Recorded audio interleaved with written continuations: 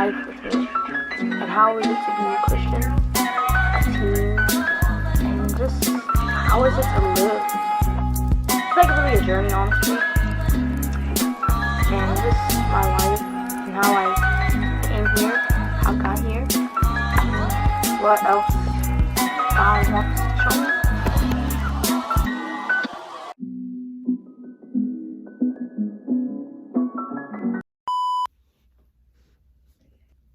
So guys, okay. Hey guys, welcome to another video. Welcome to another video, guys. Maybe okay, because Stop. okay, we're gonna be for real. Okay. We're gonna 5 seconds and then like just yeah. Okay, 5, 4, 3, 2, 1. Hey guys, welcome to another video. It's your girl Mandie, and today we're gonna be like answering the questions that you guys had. Cause remember I put on my Instagram, but it was like last year. But I put just ask questions that you guys had, and we're here finally answering it. So this is Christina. okay. You wanna tell them about yourself? So Darvindi, like, she hit me up and she was like, oh, you know, I have these questions, and how she appreciated my perspective because I feel like it's a little bit different than what like a lot of people perceive Christianity to kind of be. So she wanted me to come speak on her channel, and I'm very grateful that you asked me and that you feel like I have wisdom or something to share with your viewers. So yeah, thank you. Okay guys, I'm gonna face this way. You want that braid to show. She got this cute braid in her Right, head. like I did this morning. I was not trying to be late for school, so okay. First, you want to like tell them about The perspective. like how did you become a Christian? Oh, yeah. So it was during quarantine. Mhm. And like I was like, I was 15, and I went to Georgia with my grandparents. This was during quarantine. You know, we thought it was clipped for us. Like, you know, we thought it was done for us. Like, and like I was having like a lot of anxiety. I've always really struggled with anxiety, like since I was like really young. And I grew up in like a Christian home. I grew up Baptist, and then like I kind of like always knew of God. I would go to church and things like that, but I didn't really start cultivating like a deep relationship and understanding what spiritually and like emotionally like attachment, I guess you could say, until like I went to visit my grandparents. And like they're very you know, Christian. They have a very broad view of like who God is and Jesus and things like that. And I would like talk to them like every morning, like crack of dawn, have me up, and we would be talking about like our spiritual views and things like that. And then because I was having so much anxiety, you know, I was like, okay, like let me pray, because that was always something I was told, and I would pray and things like that even before like I feel like I really started like learning what it meant for me to get into spirituality. And then it just kind of went from there. I feel like over time now, because I'm 18, I feel like I got like a bigger view, and I've like experienced things that has kind of warped my view to have a more independent view, because I was getting a lot of stuff from social media and like things I've learned growing up that I feel like wasn't really like, it wasn't really like, you know, like it was making it kind of hard for me to, a relationship really built on fear, because I already have anxiety, and then we talking about the end of the world, and then I'm on TikTok, and it was just like a lot. So I'm kind of, I feel like I've grown like a lot, and I've learned things, to see things from a different lens view and things like that. Okay. So the first question is, do you think that there's a different types of Christians depending on the area they live? Yeah, I guess like just like that's like a more, I feel like it's really a spiritual question. I feel like it's just like, I feel like the like on a more human side, because you know it all came from like Catholicism and then broke apart, Baptist, Protestant, Pentecostal to different denominations. Then yeah, like if you go to like a lot of Hispanic countries, it's like, you know, there's a lot of Catholics. In America it's more like Pentecostal, Baptist. In the South it's a lot of Baptist, Pentecostal church. So I think it's like, it does, but I think that it shouldn't be like that, in my opinion. I think that everybody's walk with God is going to be their individual walk with God, and if you feel like you believe in Jesus Christ, then that's what should make you Christian. I feel like if you get so caught up in like the different denominations, it makes it so much harder of who's following the right thing, because different churches have different belief systems, which makes it harder because you have people preaching different things. So I don't think it should be like that. That's why I'm very big on like taking your own time to learn about God, getting that personal experience spiritually, and like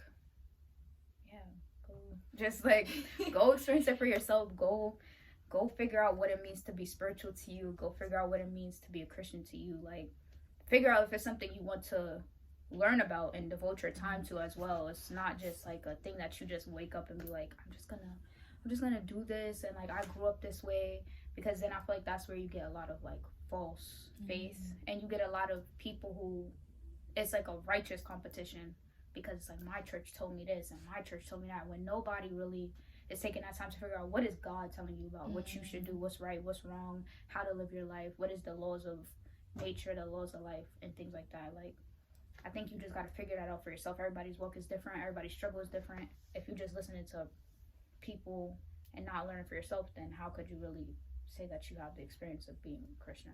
Right. So, yeah. What about you? What's your take on it? Do you think that there's different... I'm going to read the question then. Do you think that there's different types of Christians depending on the area they live? Yeah, my answer is yes. There are different type of Christians. There's like, even within the Christianity, like there's Seventh-day Adventists. There's people who go to church on Sundays. And like, I just learned that like, we shouldn't be judging somebody else because like they go to church on Saturday or Sunday. Yeah. Right. So I'm mad that I can't remember the scripture, but I actually saw a thing that condemns that in the Bible, and it was just kind of like, for me, I was just kind of like, like, I was just kind of like, that's an area to stay away from, like a topic area to stay away from. I think it's so common to feel comfortable talking about other people's spirituality, and I realized that, like, if it's as important as we make it to be, then we should never feel so comfortable commenting on certain things. Like, it's a relationship, you know what I mean? It's like with you and me, if we had a friendship and other people outside, like in our friend group, was talking about our friendship, we wouldn't feel comfortable with that, because it's important to us. So it's like, I feel like you have to view it that way. It's someone's relationship. It's not something to be discussed or argued about. I think if you feel like you want to give information if that is what the person needs or has asked of you. But I realized in this year to stop being so like concerned with other people's spiritual walks, because you don't know it, but you're basing off what you see and what you're told, and it's so quick to pass judgment and feel like we're also told, like I said, I heard this more on social media about saving people, like you got to help people get saved, you got to help people, and that was still me coming from a place of not even knowing where I stood with God and what I view spirituality to be. So then, like, just coming from this place of fear, like, I don't want people to go to hell, or I don't want people that I love to not know God, and if you know something good, you should share it with people, because if not, you're being selfish. And I do believe that we are called to talk about God, but I think that God will put you in opportunities and platforms to do so without it being this thing of you pushing it on people. And I have someone in my life that I feel like I did that too, and it just kind of made me feel bad, because it's like, you can't do that. That's not how you're supposed to operate. That's not how you're supposed to show that you love somebody. And that's our first commandment, to love people. That's not going to make anyone feel loved. It's not. So it's like, it's a lesson to be learned, you know. Yeah. Why are you talking? I'm trying to find the verse, because was it the verse that was saying don't judge a person, like they may take this day as holier than the other day? Or is it not? Wait, I would really have to see it, because I saw it and I was like, this speaks to me, like. Yeah, it was like Paul was saying it to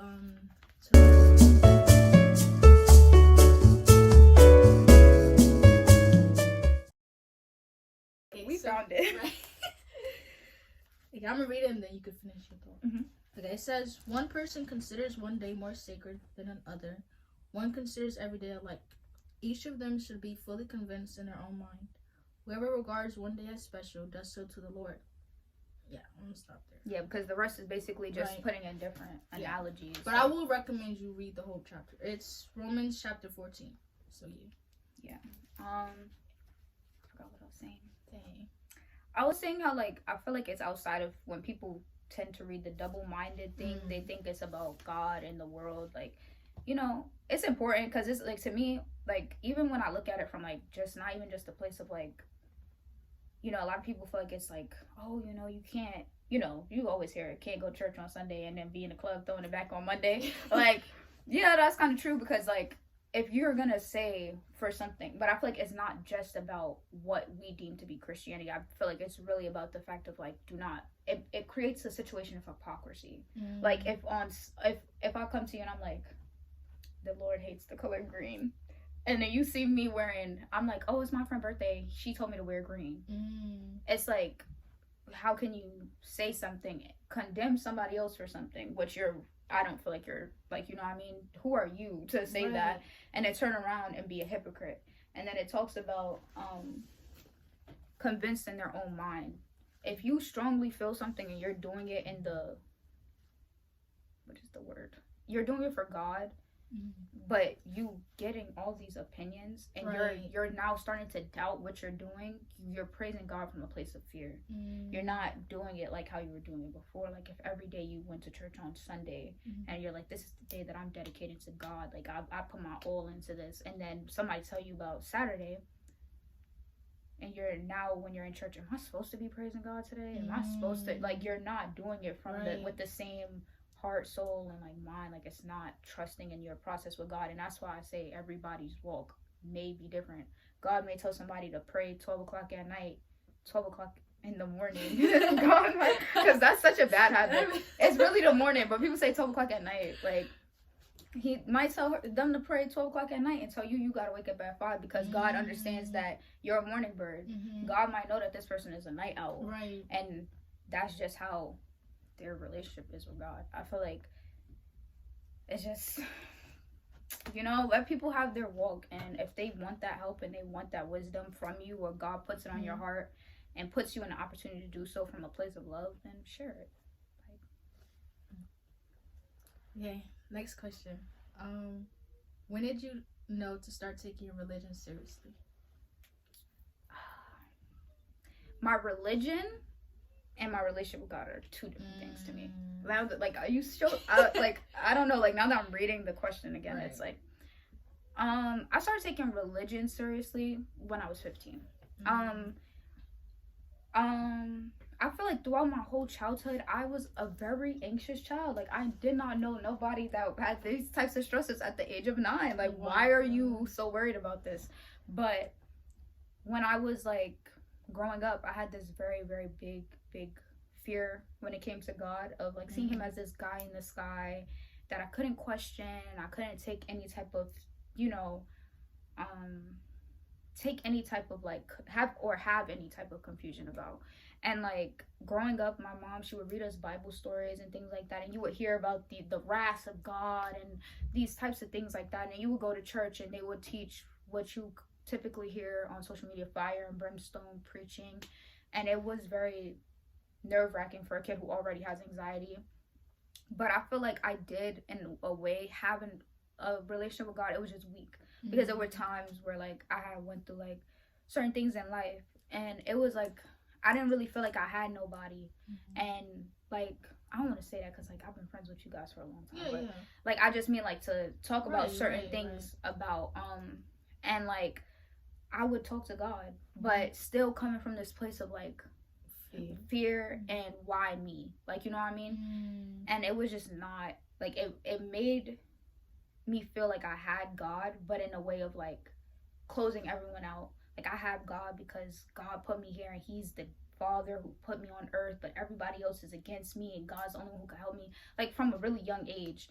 And then like, a really young age, the trust issues, y'all, like, eating me up. But I was like, you know, like, growing up hearing that, and then it was like my grandparents being from the South, being Baptist, they also feeling like you don't want to teach kids certain things, like, to sway their minds or whatever and having us in church. It was like sticking very much to those preachings. And as my parents and my grandparents got into their older age, learning more about looking at the Bible from a different perspective, and I will say that they didn't really talk to me about it until I came to them with that changed perspective, and giving me clarity on things like that, because like I said, I did spend the summer with my grandparents when I started getting into it and having those talks with them. And me being of age to talk to my grandfather, rest in peace to him, he would talk to me about, like, he always would say, use your higher intelligence. Like, the Bible sounds like this magical thing, which is very hard for people to conceptualize. And a lot of times they put humanization into it, and because we have put God in this place of being someone who gives wrath and who is so angry and who is so hurtful and so harsh, it's so hard to step back and be like, now, this was written in a time where Jesus speaks about parables. He speaks in a metaphorical sense about certain things. You know what I mean? How can I use my higher intelligence to question God in a way that is not respectful, keeping reverence, and asking him to reveal to me, what did he mean by this? You know what I mean? How can I apply this to my day-to-day life? What did you mean by this, God? I feel like it was very hard for me, and still something that I struggle with unlearning things that I was taught. You don't question God. You take the Bible for what it is and you apply it to your life. And that is why the Bible has been used in so many harsh things throughout history, because there has not been that thing of stepping back and understanding that humans have humanized something that is supposed to be of reverence, something that is supposed to share light and love and teach people how to live with the laws of nature. And it causes so much hate and harm. We know that the USA, the government, don't need to come for me. Don't come for me. They're gonna get me. But look, this is public knowledge. Like, they took things out the Bible. Like, that is true. And there are so many things that parts of the Bible that lines up with, like, for I think Islam. I have an Islamic friend. We have an Islamic friend, and I've shared things with her in the Bible that are in the Bible, like in the Bible, written the same way that it is in the Quran. But our Bible has things that are not in there, and it is public knowledge that they've taken certain things out. Like, you can find that online.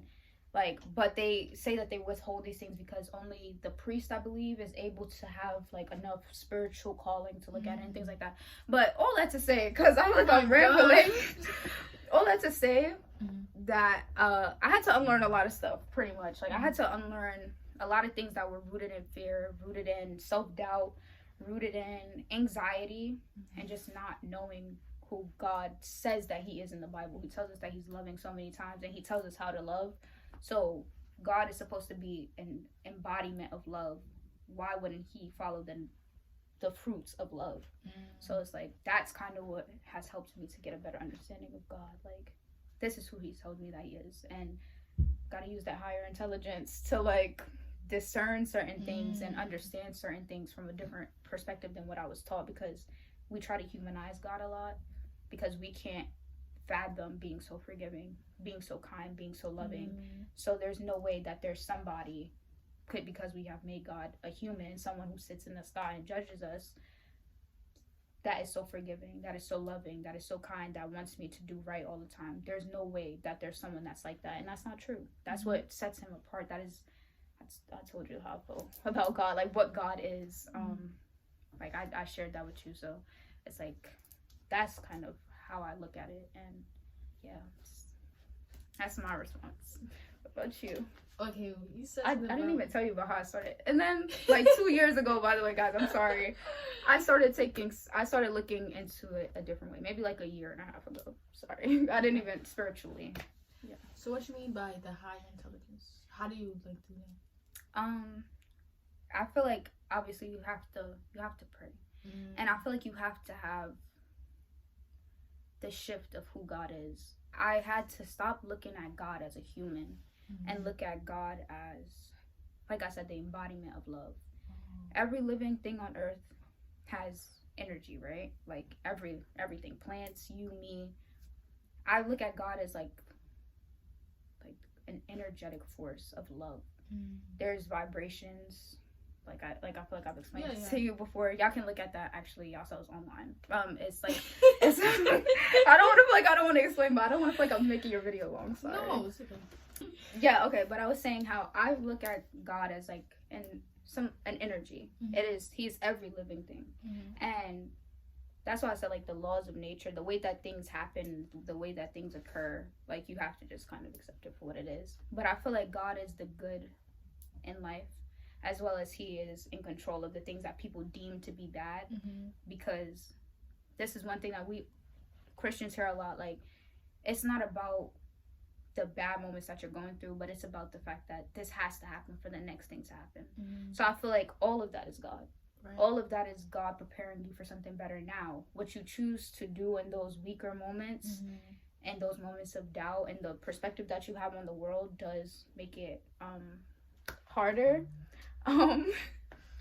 But as far as your higher intelligence, I feel like you have to pray for it, and you have to be willing to unlearn and be taught and do the work that needs to be done mm-hmm. to get into that true connection with God. You have to be willing to question, which if you're not willing to do that, then you're not gonna get that information that you need. If you're not willing to, you're gonna be stubborn in what you believe, and not be willing to be like, God, show me, what did you mean by this? Or God, I don't understand. Just sometimes being honest, like, God, I just read this whole scripture. I don't know what you were saying in here, and I'm so lost. Like, being able to do that and think about how you have it, the things that you've experienced in life, but you have to have a clear, like I said, my grandpa, he passed when he was 80 something years old. Like, you have to have such a clear understanding of the way that life flows. He didn't take things personal. He didn't look at bad times as, this is like, he might have a human reaction of anger, but it was never this thing of like, this is like, oh my gosh, like, you know what I mean? It was, God is working this out for my purpose. And when you understand that, it's so much easier to look at certain things that happened in the Bible, or like the things that are parables, and be like, okay, what could this possibly mean, and how can I relate this to my everyday life so that I can live in it? Because you're supposed to live the word, but you can't live the word if you don't know what's being said to you, and you're just like, this is what my preacher told me, so that's what I'm going by. You have to know what it means to you and what season of your life you're in, and what God is calling onto your heart. Where do you stand energetically with God? So I feel like that's very important to take into. It's not an easy thing to do. I'm still learning to do it, but it just is something that I strive for, because I seen how my grandpa lived, and I feel like he was really a loving man. And like I said, like, you have to be willing to learn again. And yeah, that was the second question. When did I start taking my religious Christianity? Well, yeah, my relationship with God. I would say in 12th grade. Yeah, 12th grade. So the same thing, like the pandemic, that's when like I really, how do you say this, like shut out from the world and really get time with God, right? And then I started like seeing the TikToks and stuff. But yeah, and I started watching those, and as like 15 as well, as like the years went by, I feel like 2021, when it was time to go back to school, I feel like that's when I was really tested. Like, are you really gonna follow God the way that you was doing in the pandemic? And I was scared. Like, I was scared because I was like a different person, and I had to like fight with different things. Like, I had to like fight with like being afraid of what people was gonna say about me and stuff. Oh, yeah. Still, yeah. No, it's okay. I know. And it was one time, right? I don't really talk about this, but it was one time we was like in class, and we just talking about religion and stuff, and like they was talking about Christianity, and like most of the students were like talking about how like Christianity for them was like you know how the parents, like, I guess didn't not understand, but like they didn't have a good experience with Christianity because of their parents, right? And that was making me like overthink and stuff. And it got to a point I'm where, like, do I gotta be the poster child? Like, do I have to speak up? But I get what you mean. Right. So I was hearing like everybody going around talking about how Christianity was like bad for them and stuff. And like I said, I was overthinking, and it got to a point where I did like hate God. And I was just like, I was scared, and I got to the point, like I said, I hated God, but he was like so gracious and so merciful, and in those times as well, I was like legalistic, so sometimes I would like struggle with like, I'm gonna show an example. An example of legalistic will be like, I don't know. like okay, if you're wearing a shirt like this, right, and like, God, should I wear this? Should I wear this? Or should I not wear it? Oh, and then you like think, worried, concerned. Yeah, about like so what's concerned right about, and wrong. Right. Oh. But God didn't care about no color. You don't care about like, girl, that. Get to girl. school. School Like, started at 8:30. What are you doing? So I was legalistic, and I was like, wasn't really living the way that I needed to live. The way that Jesus says that you're going to live when you follow me. So I wasn't really living like that. And I feel like, yeah, God was being like very gracious towards me, even though I was like pushing him away. And once I was like pushing him away, but I was like still like walking with him, but I was just like keeping a distance, like, and I started seeing like me like reverting in a way, kind of like I wasn't really being loving as I was supposed to be. It was kind of like hard to like love other people, especially when you're pushing God away. So I was like struggling with that like eternally. Like I wasn't sharing that with people and stuff. And so 12th grade was really where like God wanted me to be like real with him and stuff. Like be honest. Like you need to live. You need to stop like worrying about what other people gotta say about you. So it's still a struggle, and I'm still learning. But God has shown me like a lot of mercy, and I'm like very thankful for that. So yeah, 12th grade, I decided to like not care about what other people gotta say. If they say this, then it's that. So I like started walking with God like really again, and now like I feel like I'm like part of the people who used to think the way that I had a wrong thinking about almost everything. Like unlearning a lot. Yeah, I had to unlearn a lot, and yeah, and I've been there, really living now. So yeah. Oh, that's so sweet the way you put it. Okay. The next question. Why be so strongly against Halloween, but not Christmas with pagan origins?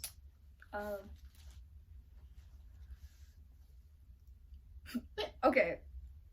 A lot of people not gonna agree with me. I grew up celebrating Halloween. I didn't really know that was a thing people did not do until now. My dad, he's Pentecostal. His grandma did not play with Halloween. My dad still didn't really like us celebrating Halloween, but I thought that was just my dad. Like my dad doesn't like spirits, like even stuff like that. He doesn't like stuff like that. He did grow up in church, in his older age, developed his own relationship with God, but he wasn't really like very privy to like the whole Halloween thing, and I didn't really know that was the other thing until. And when I say my school was mostly Caribbean students. We went to the same school. Our school was mostly Caribbean students. Our high school like was mostly like when I really realized a lot of people don't celebrate Halloween was like high school, and it was like I think I was talking to you like about like we used to have this thing at our old high school. It's called Halloween. And they would like celebrate, and like a lot of kids like would call out like of school and like not go. And then I realized that it was like I'm not gonna lie, I used to be hyped for Halloween. Like I used to be hyped, but I think I won like one. Was it like 1 year? Nah, my first year was mad embarrassing. My advisor gonna have us do Zumba. We was Zumba. We didn't have, bro. We were clowns. That was ours. At least you guys had something. We were Zumba students, just to like, you know. And you said you did clowns. I think they did Britney Spears circus, didn't you? I had like about like first year. Oh, the first year? Yeah. That was the clowns. Nobody remembered it. That's how bad it was. Nobody. Wait. We were like clowns. I feel like I do remember that. I don't think you do, girl. We literally, some people had to do cartwheels across the stage. Yes, I feel like I remember that. Mine was bad. We was nervous little freshmen, and we wouldn't do she wanted us to do a whole Zumba routine, but we didn't even have this. It was bad. But I didn't really know that was a thing not to celebrate Halloween. I thought my dad, like, he just had like a very strict thing. I grew up, like I said, I grew up Baptist, so I just thought all Baptist people like celebrate that. I understood my dad grew up under another denomination, so I kind of was like, you know, maybe it's that. Then I got to high school, a lot of other people wasn't celebrating it, but I was like, oh, okay, like this is different. And then like freshman year, like I said, like I was like, I knew of God, but I wasn't really like, you know, I would pray to him and things like that in times of like adversity. But 11th grade I came back, and it was like this big conflict, like, and like if I should celebrate Halloween, if I shouldn't celebrate Halloween, because I didn't really know like if I wanted to or not. And then like I kind of just looked at it as like, I feel like whatever energy you pour into it is what it's gonna be. I do understand that day for other practices is a day that people feel like, you know, goes against Christianity or what we are supposed to do as Christians. So that's why it's like this big thing is used in other cultures and other things like that for different reasons. I don't know any of those practices to say like which ones, but I know that there are paganistic practices that do use that day for things that people feel like are not good or evil or whatever. But I just kind of looked at it as like, it is what you make it. Like if I decided that I was going to set up 17 candles that day and pray to God and blow each candle out backwards, like people, that would be what that day was for me. It wouldn't be Halloween. Like I feel like it's what you make it. But I do understand definitely like different cultures and things like that. So I don't know. I did celebrate that year. I think 11th grade year I celebrated it. 12th grade year I didn't really celebrate it. I didn't celebrate it. So I don't know. Honestly, I do feel like it is what you know, but I do think if you feel like in your spirit it is a day that is not something that you want to celebrate, then I think that that's privy to your relationship with God. I don't feel like, you know. As far as Christmas, I feel like Christmas has been a day, if we got rid of Christmas, right, and y'all say it's like, people say it's a pagan holiday, I feel like it's the meaning that you put behind it. I feel like everything is your intention, and I feel like that better explains what I was trying to say about Halloween. If Christmas to a lot of people who celebrate Christ on that day, celebrates who we believe is the person who sacrificed themselves for our beliefs and was the first person to do that and voice it and had the Spirit of God within him and was the Son of God, why would we just be like, okay, let's not celebrate Christmas when this is a national holiday that is around like a Christian holiday? I feel like I'm gonna still set up my nativity scene, and we're still gonna do our morning prayer, and we're still gonna share that moment of opening gifts and being grateful that we're able to celebrate as a family in my household. I know my mom still takes the nativity scene and all that very seriously, so that's what Christmas is to me. It is a day to honor Jesus Christ. I feel like it's what you make it, like, energetically. If you want to make it a day that's about evil and anger and things like that, or you want it to be a day, I don't know what Christmas used to be, but if that's what you want to make it, then that's what it'll be for you. If you're using it as a day to honor God, despite what the rest of the world is doing, or even if it's just a day you choose to ignore, like, it's all about what you make the day and the energy that you put into the day. So that's my point of view on it. What about you? Hey guys, it's Life with Mandie, and I just wanted to clarify something. Yeah, so I'm not gonna take too much of the time from the video. So I basically wanted to talk about my part of the question where it was asked, why don't we celebrate Halloween? Why don't I celebrate why don't we celebrate Halloween? And Christina said her part.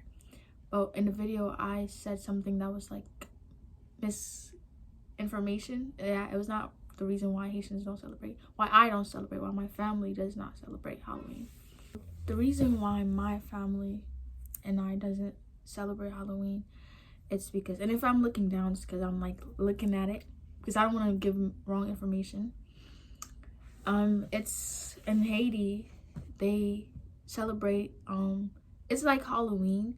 It's called Feast of the Day, and it's their version of Halloween. Not every Haitian does it, obviously. Not every Haitian celebrates it. Some Haitians celebrate it, some don't. Like, if you're Christian, you don't celebrate that. If you're not Christian, you celebrate it. I guess. I don't think every Haitian celebrates this, so let me not say that. But my family, we don't celebrate it. Because for us, because Halloween in Haiti is called, like I said, Feast of the Dead. And it says it's a version of Halloween. And it's celebrated on the 1st and 2nd day of November. And it's basically where, like, some Haitians who do believe in that, they go and they pay homage. Yeah, they pay homage to a voodoo god.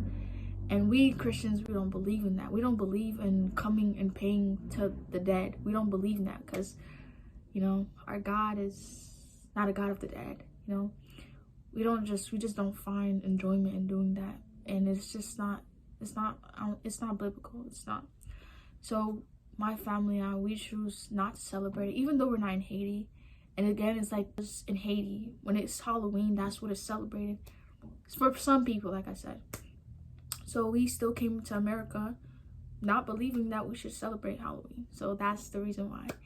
Yeah, some people, on this day, they go and like also pay homage to like their dead relatives as well. So yeah, they offer sacrifices and everything. And yeah, we just don't believe in that. So not to take too much of your time. This video is like 2 minutes. But thank you for listening, you know. And I'll let you get back to the video. Enjoy and stay tuned.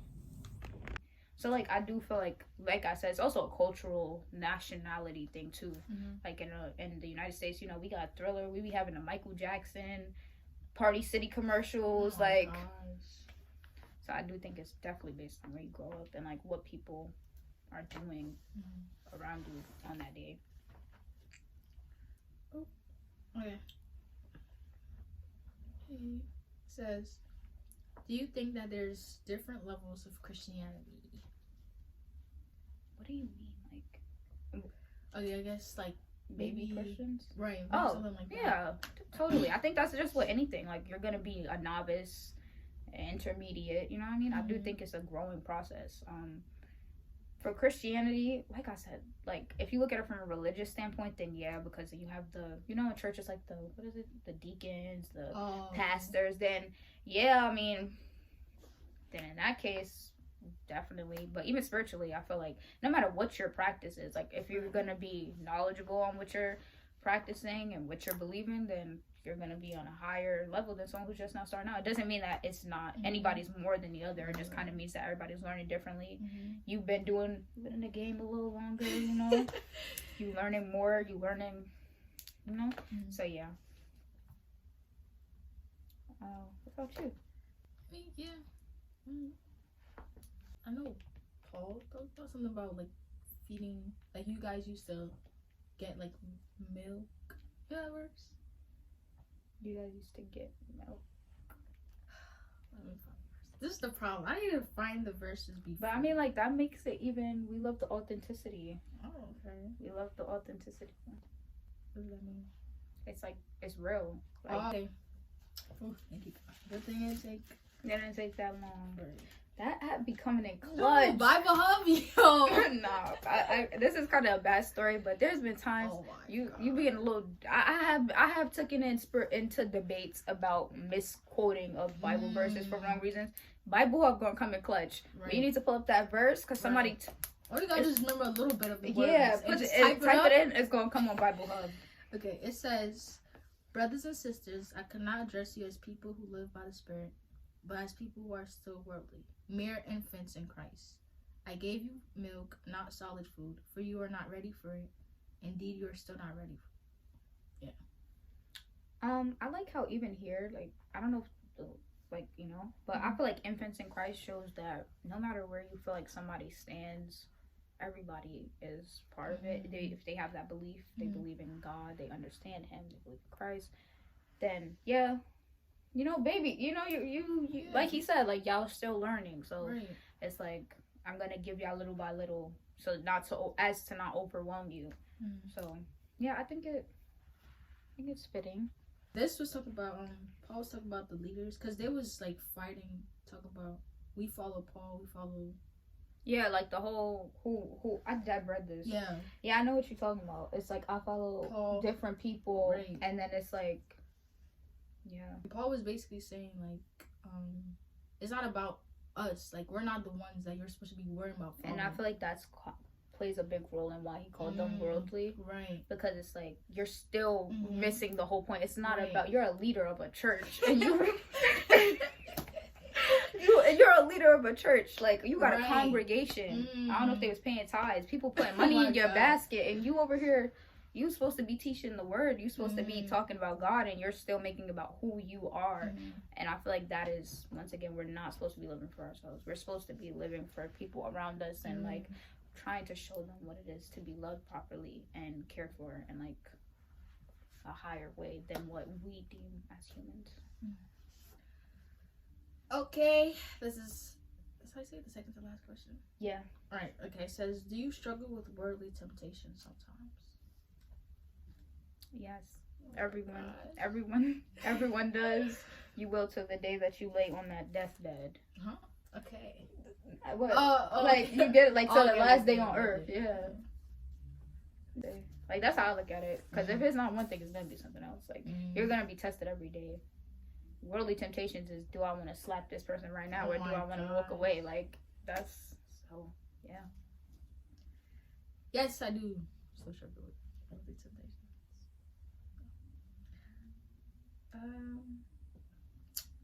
Last question. What would you tell someone who wants to follow Christ but doesn't know where to start? I would tell God the same exact thing that you just typed on there, because I feel like it will give you clarity. I feel like it's so awkward that first time that you sit down. Like I said, I've prayed to God like and things, so I didn't feel like it was that weird. I feel like it was like certain things that I would pray about that kind of was like new for my relationship with God, but I do feel like I know the first time that you sit down and pray, it's like the first time you pray out loud in front of people. It's like very awkward. Like it feels kind of like if you don't understand like how the presence of God works, you might feel like, who am I talking? There's no one here right now. Who am I talking to? So yeah, like I do think that like you should start with prayer, and I feel like this might go like against what a lot of people might feel, but I would not tell someone who's freshly starting to jump into the word their first time praying, because I feel like the spirit of confusion is something that I feel like held me back in my relationship with God for a long time, and still praying to a religion instead of praying for God. I tell people who are like starting to pray to God and let him know, like have that vulnerability, like I'm confused. And I would try to say start by, I wouldn't say don't take in the Bible because you want that, but like start little by little. Like start with God's promises. Search up God's promises. Search up what God calls your commandments to be. Search up what the fruits is of the Spirit. Like things like that, to get an idea of what you are going to be expected. Not expected, because I feel like that still comes from a place of like obligation, but what changes you are going to see in yourself, what you want to represent. And if you look at it and you see like this is something that, these are the things that I want to have. The fruits of the Spirit is what we're supposed to have as Christians, and what God promises we will like start to see come into fruition into our personalities. So if you look at those things, and they're all good things, it's like forgiveness, it's gentleness and things of that nature, and you're like, this is who I want to see myself become, then I think that's a great place to start. And then if you want to start picking up the Bible, let me tell y'all, my favorite story is the book of Luke. My favorite book is the book of Luke, and I like the story of Samson. So I would just say for entertainment purposes, Samson in the book of Luke. But yeah, another good one is I like Samuel. Samuel? Yeah. With David and everything. Oh yeah. That's a good one too.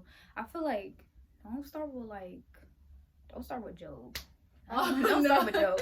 But if you feeling like life is just really like, what is this? And that's why like I really need some sense of faith.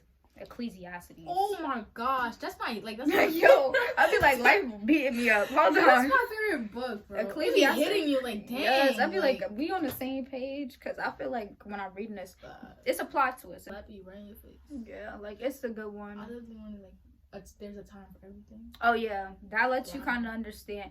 That right there, I feel like is the perfect representation of what I like to call the laws of nature. When I talk about this, if y'all want to like get more insight, I would suggest 𝒂𝒏𝒔𝒕𝒊𝒐𝒏𝒔. If you're willing to unlearn and relearn a lot of things, and I think definitely pray to God and ask him to speak to your spirit about certain things. But right now I'm reading this book. It's called, Show them. oh, it don't got the cover on it. Oh no. But it's okay. I could trust mastering the 4 trusts. You can't even see it like on the side of the book. Mastering the 4 trusts by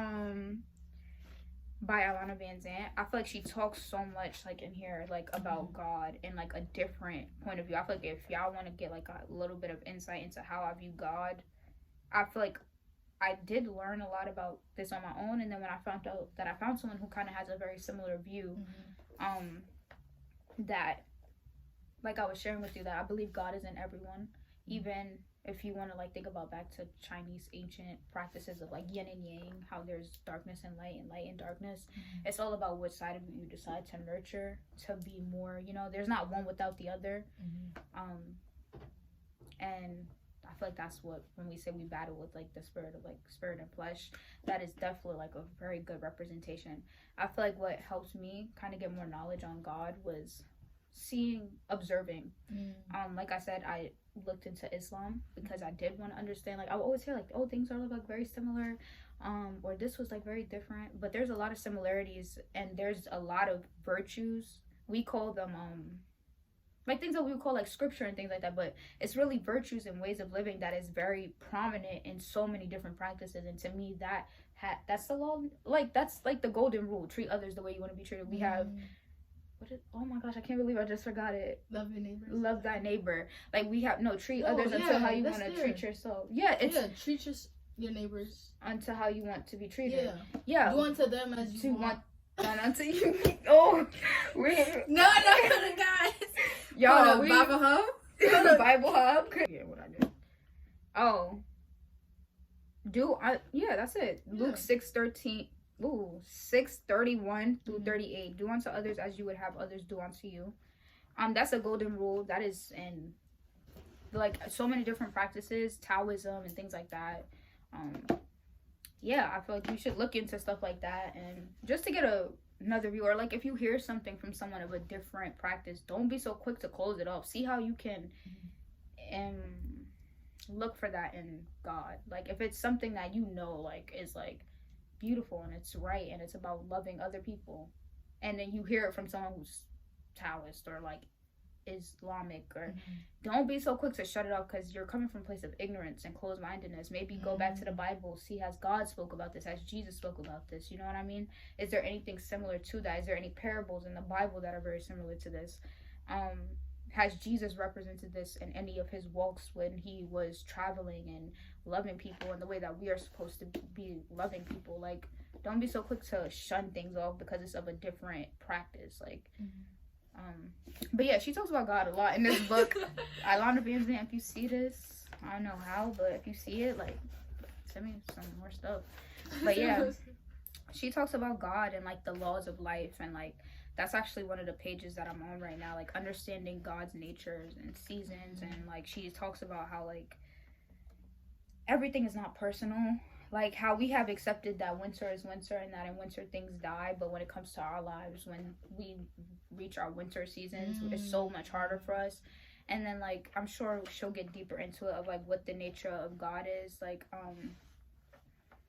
people like are so quick to like, she was even a story of this person named Sarah. Sarah was married, like she was locked in with her man, they had a whole family and everything, and her husband cheated on her with her sister, because you know she's also a counselor, a life counselor. Oh, this is a real story. Yeah, this is a real story, but I'm sure she changed the names up for like anonymous things. But and she was saying how like Sarah kept asking like, God, why? Like, God, how could you not let me see this. And then as they went through like their counseling session, she realized that God did, but there was so much internal experiences that made her doubt herself, because the book is also about trusting yourself, trusting God, trusting others, trusting life, I believe, and trusting God.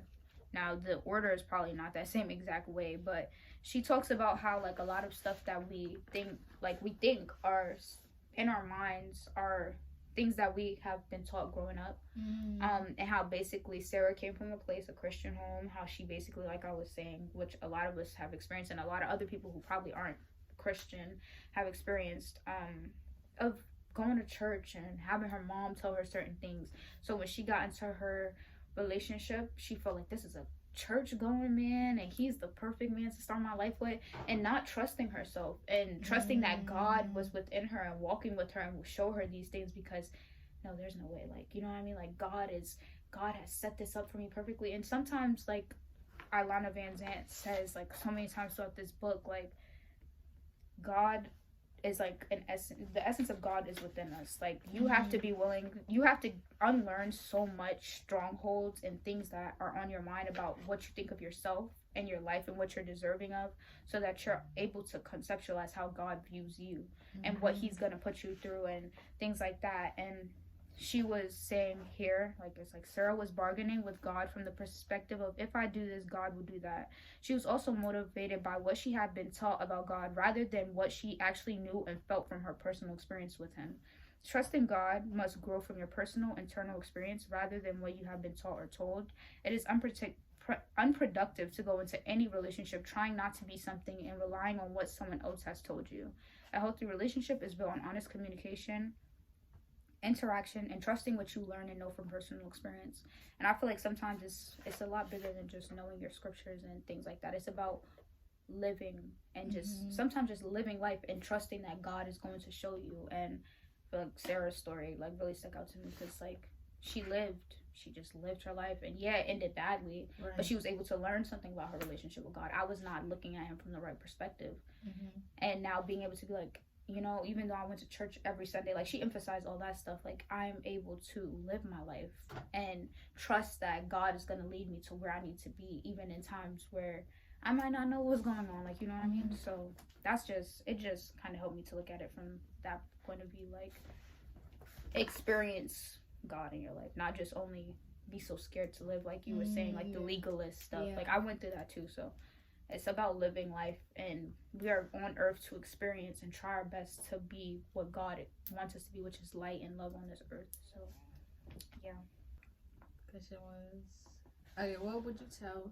Oh, that was it. That was that one. Yeah, you gotta go. Okay, what would you tell someone who wants to follow Christ but doesn't know where to start? I would say try to take things easy. I mean, yeah, try to take it easy. That's a good. Yeah, like, and take it slow as well. Like, it's not a rush. Like, you got your whole life, however long that is. Like, God, no. But yeah, like, take your time. Like, don't rush. Again, like she was saying, like, don't put human attributes on God. Because at the end of the day, like, God is not like you.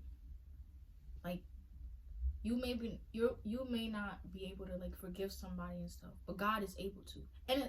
And with this as well, I've learned that like sometimes we're so quick to like, if somebody hurts us, this is just like, okay, if somebody hurts us, yes, the Bible says like forgive, you know, forgive as the Lord forgave you, but obviously it's gonna take you time to forgive that person. Like, don't be like so quickly to rush, oh, I gotta forgive that person. Because then you're not forgiving them for the right reason. Right. Like, take your time. Like, you're a human, you know? And you've had, like, a lot of experience with people and stuff. I mean, of course, God as well. But, like, God, he knows that we're weak at times. Like, he knows our weakness, you know?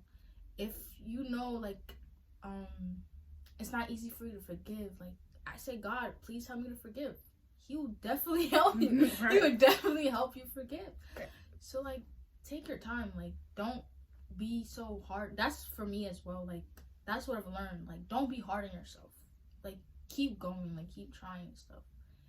And again, like, I'm still learning this. Like, And no, it's not gonna be easy, especially when you grow up with a lot of things, like a lot of like she was saying, like things that was taught by like your family, people around you. Just know, like, it's gonna take time for you to unlearn some of it. Like, yeah, it's gonna take time for you to unlearn. So take it easy, take it slow, and I would say pray.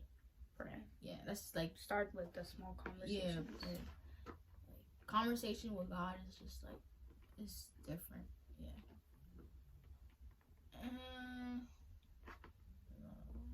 Just ask God to come into your life, and He will. Yeah. Got any? You want to say any last things? Any questions? Anything? I don't think so. I'm trying to. I don't think so.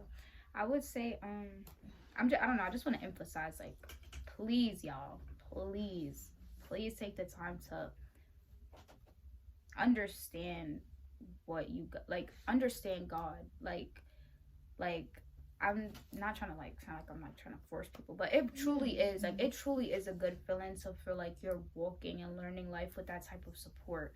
Like, we're literally 18, like, and I don't know how old people are that's doing, even if you're 56, like, it feels so good to feel like sometimes, like, to have that faith and that support, and like understand that there's something bigger than yourself going on. Like, it's so, like, there's been so many times where, like, I've been having bad days, and like I've been able to sit down sometimes and just look at it from like, I'm a speck in a galaxy, like I really am, like, and yeah, like, it's like a speck in the galaxy, and like, I don't know, like she stated in this book as well, like, it's just the flow of life. Like, even when you feel like you're in a season of waiting, or you're in a bad season, life is still going on. Stop being so stuck in this mindset of like, it's just me.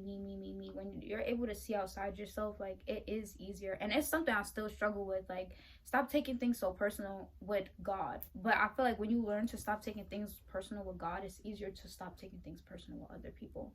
I feel like God really had me in this. I was messing up. I feel like he kept putting me in these situations, and people kept telling me, stop taking things so personal. And I'm like, no, because it is personal. But it's really not personal. A lot of stuff with people are not personal. A lot of things with God is not personal. He is operating a whole world. And not to say he doesn't know you, or he doesn't care about what his actions does to you. But like, everything happens for a reason. You might feel like, what you might feel like is your loss is really, could be either as character development, it's part of the plot, it's gonna make a great story in the future, or it's like going to move you to better circumstances. And like it's just try to understand things better on how God operates, not what the media has portrayed, not what people have portrayed, who God is and what he means to you, and where you want to stand, you know, as a person. Like, you know what I mean? What do you want to represent while you're on this earth, and what do you want to make your life? And if you want it to be filled with things that God has showed us that we can have, like attributes and personality traits and things like that, then yeah.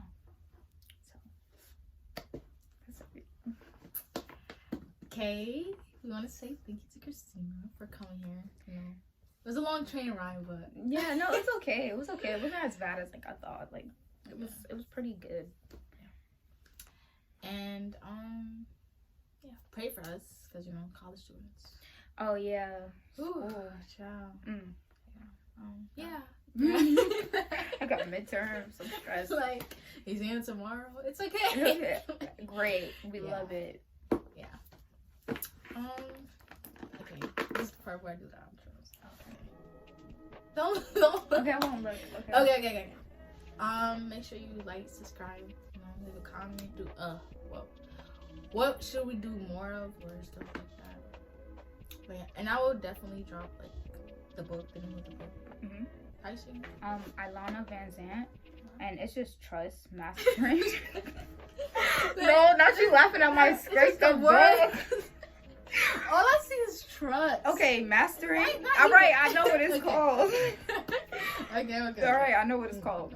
All right, it's trust mastering the 4 essential trusts. So it talks about it talks about yourself, life, God, and other people. Okay, that's it. Bye.